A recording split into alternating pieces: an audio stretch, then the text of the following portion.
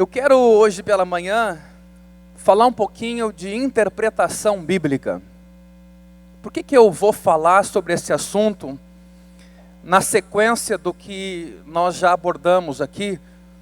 Porque é muito comum as pessoas se afirmarem bíblicas nas suas convicções de fé.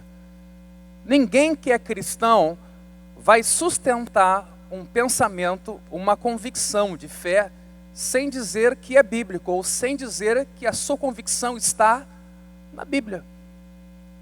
A grande questão é como é que nós nos aproximamos desta Bíblia aqui, como é que nós interpretamos esta Bíblia aqui.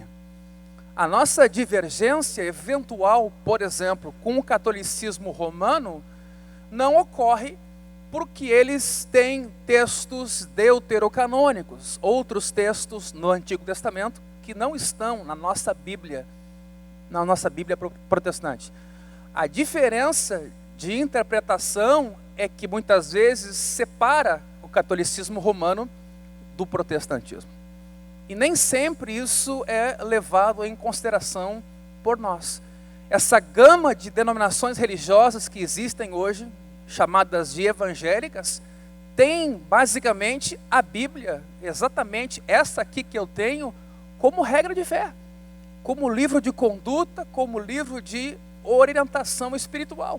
No entanto, a maneira como esse mesmo texto é interpretado é que divide, separa e que faz com que esse mundo evangélico seja tão complexo e diverso. E por isso, dentro da sequência que nós estamos desenvolvendo, me parece que agora a interpretação bíblica é um ponto que a gente precisa olhar com carinho, com cuidado, porque basicamente é esse tema que é, no meu modo de ver, o grande divisor de águas no mundo evangélico ou na igreja como um todo. Como nós lemos esse texto aqui, como nós o interpretamos. Nós já falamos nas reuniões passadas sobre a autoridade da Bíblia, vocês vão lembrar. E essa autoridade basicamente vem do fato de que ela é um texto revelado e que foi inspirado quando o texto foi escrito. Então nós tínhamos 3 palavras que nós utilizamos e conceituamos lá no início, que foi revelação, que é revelar aquilo que está oculto, tirar aquilo que encobre. Aí um dia essa revelação foi colocada por escrito nesse texto aqui, e na forma da inspiração, Deus moveu pessoas a escreverem essa revelação, e portanto a Bíblia tem autoridade. Nós chegamos até aí. E agora então, acho que será importante nós enfrentarmos essa questão da interpretação bíblica, ou como alguns chamam também, hermenêutica bíblica, E que é tão importante para todos nós. Pergunto, interpretar a Bíblia é coisa complicada? Já reconhecendo que existem interpretações bem diferentes sobre os mesmos textos, parece que sim. Ou será que nós temos pouco subsídio para fazer uma boa interpretação? Será que às vezes também esse tema da interpretação bíblica não é dificultado muitas vezes por pessoas que têm interesse na dificultação disso? Ou seja, existem livros sobre interpretação bíblica, Livros sobre hermenêutica bíblica, às vezes livros espessos, grossos, a gente fica imaginando, puxa, isso é tarefa de gente que tem formação, de gente que estudou muito, que tem longa estrada na área da interpretação. Isso é para os doutos, isso é para uma classe superior. Será que isso é verdadeiro ou isso é uma falácia? Será que às vezes a gente não aumenta os problemas de interpretação que a Bíblia tem, considerando que na verdade no todo ela é simples e a sua mensagem é clara? Será que às vezes a gente não diz que a interpretação é tarefa difícil porque num ou no outro texto de fato há uma complexidade, mas no todo da Bíblia ela é clara? Essa é uma das perguntas que a gente precisa fazer. porque me parece que a Bíblia no seu todo, ela é clara. Na mensagem que ela tem, me parece que ela é clara. Lá em 1 Coríntios capítulo 2, versículo 11, existe um texto com o qual a gente podia começar nessa manhã, que diz o seguinte: porque qual dos homens sabe as coisas do homem, senão o seu próprio espírito que nele está? 1 Coríntios 2, 11. Assim, também as coisas de Deus, ninguém as conhece, senão o Espírito de Deus. Ora, nós não temos recebido o Espírito do mundo, e sim o Espírito que vem de Deus, para que conheçamos o que por Deus nos foi dado gratuitamente. Quem é a pessoa mais qualificada para ler e interpretar a Bíblia? Quem é, gente? Somos nós. Nós que nascemos de novo, nós que temos o Espírito de Deus em nós, pelo novo nascimento, somos as pessoas mais qualificadas para interpretar o texto bíblico.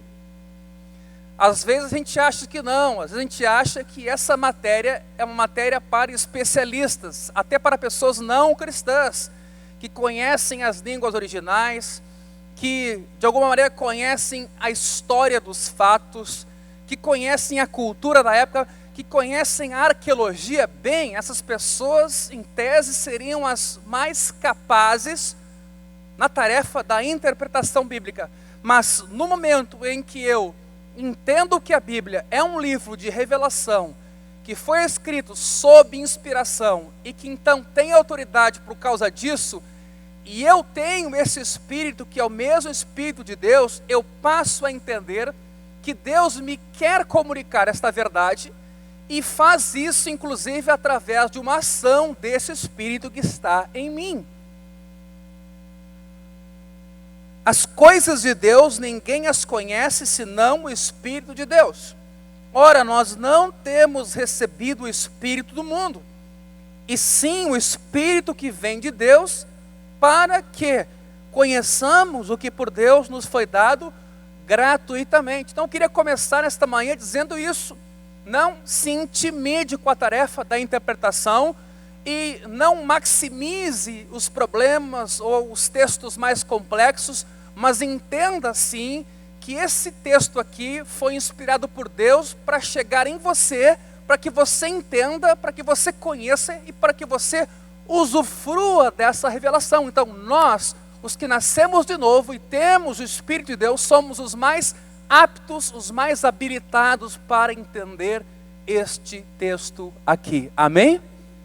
1 João capítulo 2, versículo 27, é outro texto relevante, que diz: quanto a vós outros, a unção que dele recebestes permanece em vós, e não tendes necessidade de que alguém vos ensine, mas como a sua unção vos ensina a respeito de todas as coisas, e é verdadeira e não é falsa, permanecei nele, como também ela vos ensinou. 1 João 2, 27.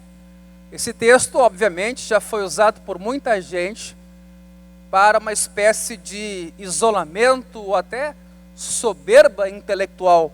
Mas não é isso que o texto deixa para a gente como lição, mas muito mais de que o Espírito Santo está interessado em nos ensinar, em nos levar a toda a verdade, e o fato de termos Ele em nós já indica que nós estamos dentro dessa categoria de pessoas aptas para a compreensão, para a interpretação bíblica. Deus revelou esse texto e quer ser entendido. Amém, gente? Então eu queria assim começar com esses dois textos, apenas para dizer o seguinte: que efetivamente é conosco que Deus quer trabalhar. E a tarefa da interpretação não pode ser uma tarefa relegada para especialistas tão somente, sem com isso dizer que, obviamente, há textos complexos que vão gerar até uma certa polêmica na sua interpretação, mas no todo a Bíblia é clara e como tal deve ser tratada, sem que a gente caia nessa armadilha de dizer que interpretação é uma tarefa para eruditos. Não é. Nós temos recebido o Espírito de Deus para que conheçamos o que por Ele nos foi dado gratuitamente. A rigor, o que se deve levar em consideração na interpretação, se eu fosse dizer aqui em linhas gerais, é texto e contexto. E é o que a gente não faz. Vocês já se aperceberam que o cristão costuma citar versículos bíblicos? É ou não é? É uma prática que a gente tem. Tudo posso daquele que me fortalece, Deus amou o mundo de tal maneira, e vários outros, conhecereis a verdade vos libertará. Note que a própria maneira de a gente citar versículos indica que a gente não guarda o contexto, a gente guarda os versículos. É bom que você saiba que no início a Bíblia não era escrita em versículos e nem em capítulos. Isso foi feito posteriormente para facilitar a nossa localização. Lutero não tinha uma Bíblia em versículos, ele tinha só uma Bíblia em capítulos. Talvez isso tenha facilitado a sua leitura da Bíblia, ou seja, ele tenha lido a Bíblia por contexto. Há uma tendência atualmente de a Bíblia ser publicada em parágrafos. Se você olhar a nova tradução da linguagem de hoje, que é uma das Bíblias da SBB, você vai notar que ela é uma Bíblia que é escrita por parágrafos. Para quê? Para que o tema seja mantido e não se isole em versículos do seu contexto maior. Se você pegar a Bíblia NTLH, você vai ver sim os versículos indicados, mas eles não estão na margem esquerda. Eles vão acompanhando cada versículo. A numeração não é como na revista atualizada, onde todos os versículos estão na margem esquerda. Não, os versículos estão às vezes no meio do texto. Por quê? Porque o critério é que se mantenham os parágrafos, as ideias, o contexto. Há até um dos trabalhos da SBB, que é a Bíblia na forma de uma literatura, em que o texto é uma narração e que não tem interrupção, ou pelo menos quando tem interrupção é porque o assunto muda. Nem sempre a gente leva isso em consideração. Às vezes nesse mundo corrido, imediatista, a gente quer tão somente ler um versículo e conhece versículos da Bíblia, às vezes desconhecendo os temas da Bíblia, temas às vezes extremamente importantes que vão definir como eu leio o versículo em específico. Porque na Bíblia existe uma hierarquia de princípios. Você não pode, por exemplo, igualar o tema da justificação por fé e graça por meio de Jesus Cristo a um tema, por exemplo, como o da vestimenta. Existem temas maiores na Escritura e temas menores, e os temas maiores são aqueles que definem a nossa maneira de ler os temas menores, e não o contrário. E é por isso que essa leitura panorâmica da Bíblia, esse conhecimento do todo da Escritura vai me ajudar muito na interpretação de textos específicos, de versículos específicos.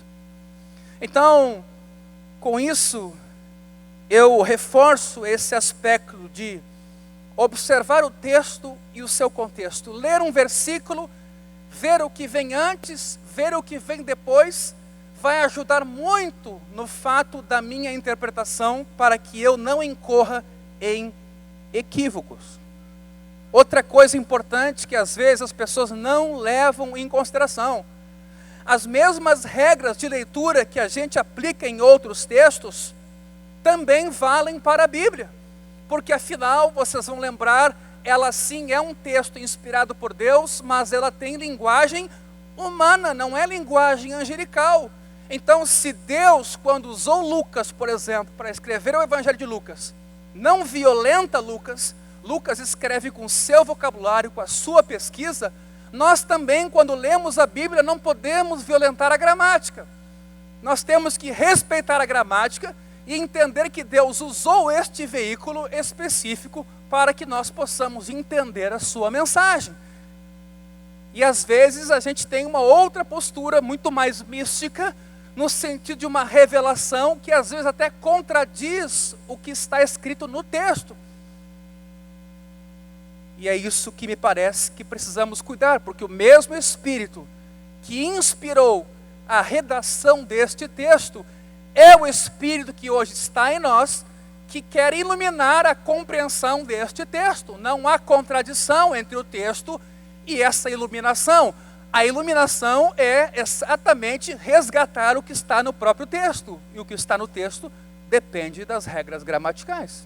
Uma vírgula, às vezes, no meio de um versículo, muda tudo.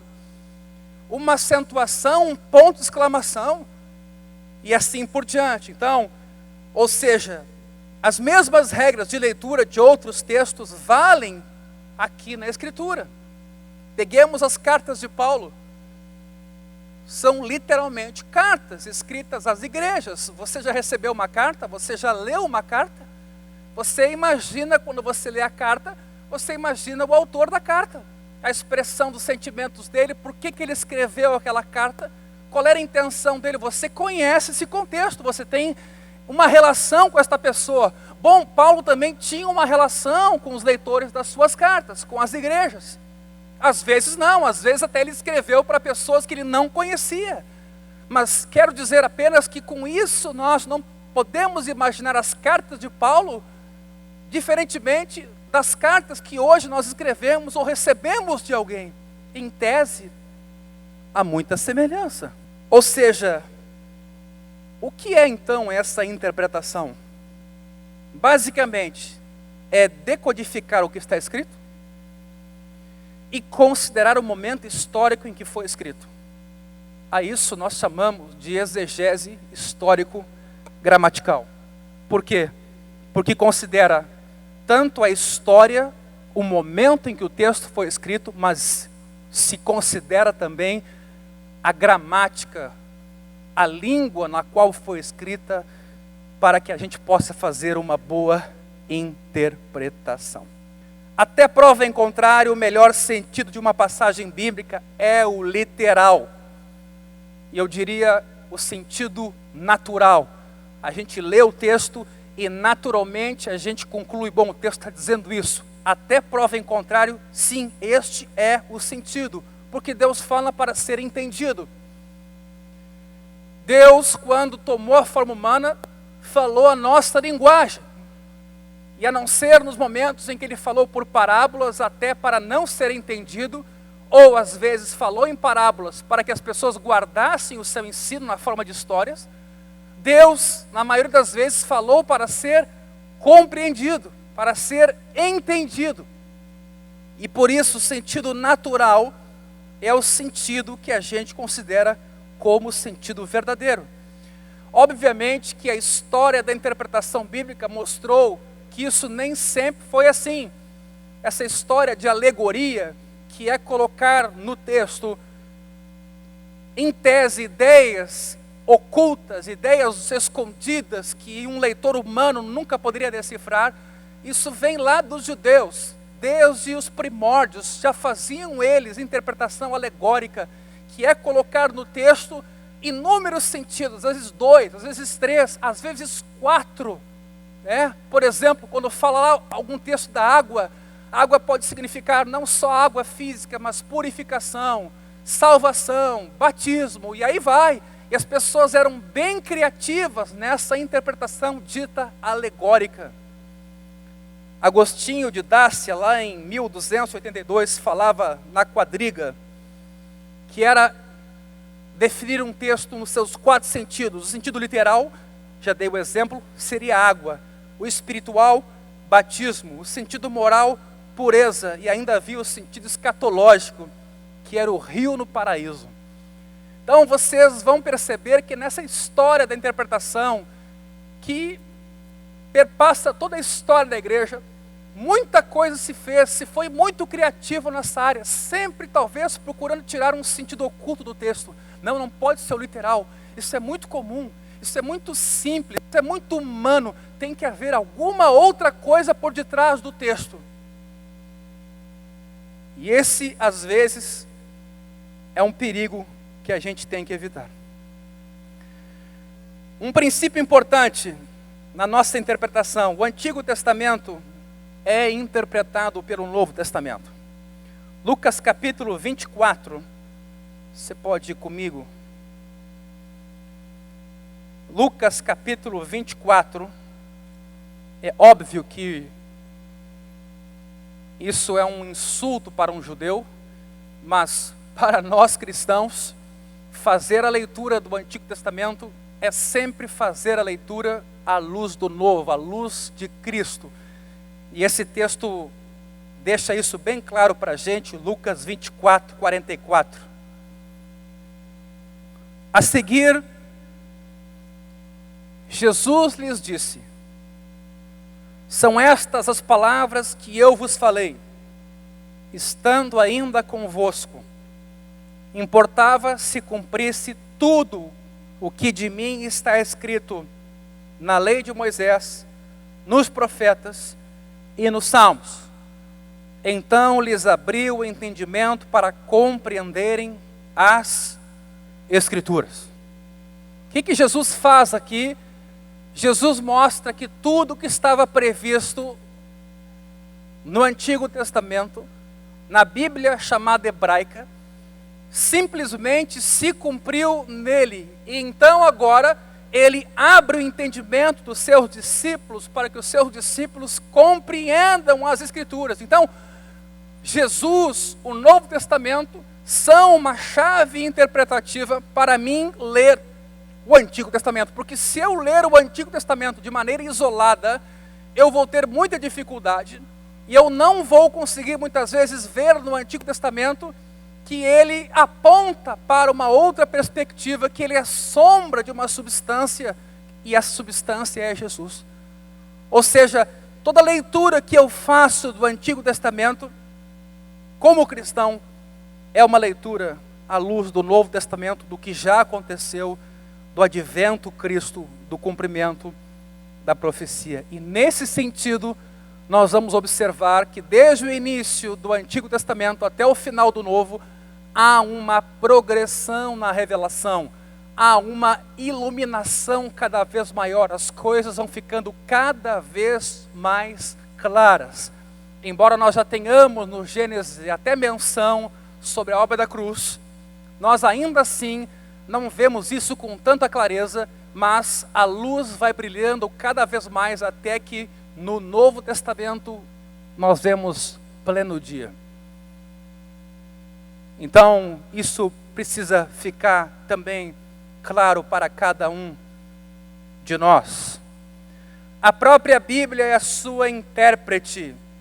Ela tem uma unidade em toda a diversidade existente. Vários autores, falamos sobre isso. Vários públicos-alvo, vários momentos históricos. Mas existe um tema que perpassa toda a Bíblia. A Bíblia é um livro de salvação. Talvez uma das melhores definições que a gente possa ter sobre a Escritura no seu todo é que ela anuncia algo que estava encoberto, ela revela Deus e ela aponta para o desejo de Deus de salvar. As sábias letras que podem dar-te sabedoria para te levar à salvação pela fé, disse Paulo quando escreveu sua carta a Timóteo. Lá em João 2,19,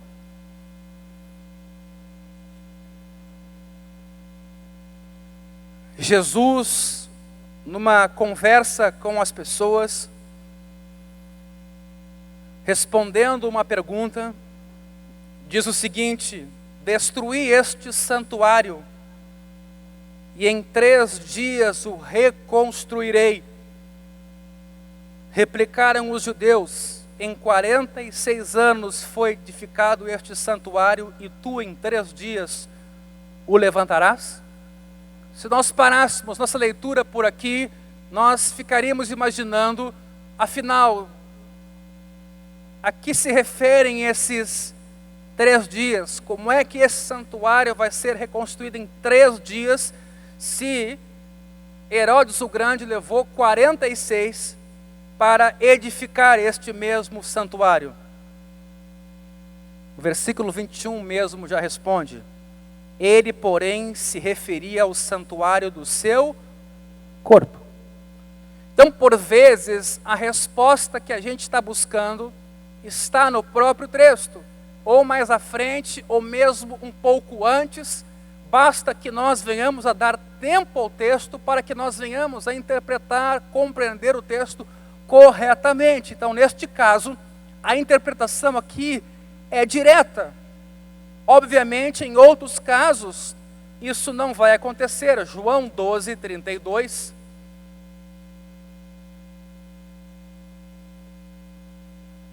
João 12, 32. E eu, quando for levantado da terra, atrairei todos a mim mesmo. Isto dizia, significando de que gênero de morte estava para morrer. Então, esse fato de Jesus ser levantado da terra, ele é citado num outro texto da Escritura, no próprio livro de João. Lá talvez nós não tenhamos a resposta sobre essa questão de ele ser levantado, mas aqui a gente tem. O versículo 32 diz, né? E eu, quando for levantado da terra, atrairei todos a mim mesmo. Isto dizia, e aqui quem interpreta é João, o apóstolo, significando de que gênero de morte estava para morrer. Então, o fato de ser levantado, obviamente, é referência à cruz, que geralmente ficava no lugar mais alto, disposição para que todos que passassem pudessem contemplar e tomassem aquilo como exemplo e não tentassem cometer os mesmos crimes, para não morrerem da mesma forma.